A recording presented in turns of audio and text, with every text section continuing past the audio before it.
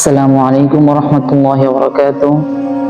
তো আজকে আপনাদের মাঝে যে বিষয়টি নিয়ে আলোচনা করব সেটা হচ্ছে যে আমাদের সমাজে একটি ভুল কথা প্রচলন আছে যে বিতিরের নামাজের পর আমলের দরজা বন্ধ হয়ে যায়, এমন কি এই বিতিরের নামাজের পর কোনো আমলও কবুল হয় না। এই কথাটা কতটুকু সত্য বা কোরআন হাদিসে এর কোনো প্রমাণ পাওয়া যায় কিনা, এই বিষয়টি নিয়ে আজকে আপনাদের মাঝে আলোচনা করবো ইনশাআল্লাহ।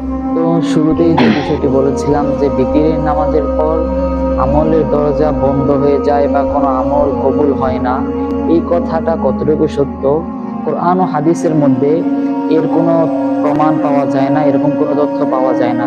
তবে হাদিসে পাকের মধ্যে এটা পাওয়া যায় যে রাসূল আরবি সাল্লাল্লাহু আলাইহি ওয়াসাল্লাম বলেন, যদি কোনো ব্যক্তি তাহাজ্জুদের সময় উঠতে পারবে এই বিষয়ে তার নিজের উপর পূর্ণ বিশ্বাস থাকে, পরিপূর্ণ আস্থা থাকে, তাহলে সে যেন বিতিরের নামাজটাকে তাহাজ্জুদের পর পড়ে, অর্থাৎ সমস্ত নফল ইবাদতের পর যেন বিতিরের নামাজটা সে পড়ে।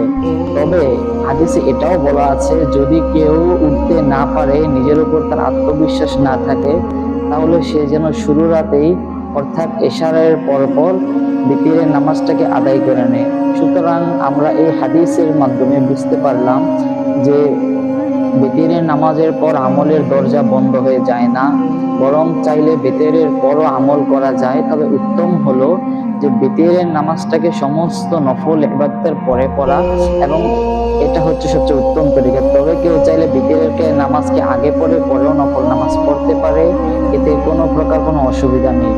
আল্লাহ তাআলা আমাদের সবাইকে এই ছোট্ট ছোট্ট মাসালাগুলি, সহজ সহজ বিষয়গুলি বুঝে বুঝে জেনে জেনে আমল করার তৌফিক দান করুক। যদি আপনি আমাদের চ্যানেলে নতুন হয়ে থাকেন, অবশ্যই চ্যানেলটিকে সাবস্ক্রাইব করে পাশে থাকা বেল আইকনটি অল করে দিবেন, যাতে এই ধরনের ইসলামিক ছোট্ট ছোট্ট গুরুত্বপূর্ণ মাসআলাগুলি আপনি সবার আগে পেয়ে যান। এবং অবশ্যই ভিডিওটি শেয়ার করে অন্যদেরকে জানার ব্যবস্থা করে দিবেন। আজকের মতো বিদায় নিচ্ছি, আল্লাহ হাফেজ।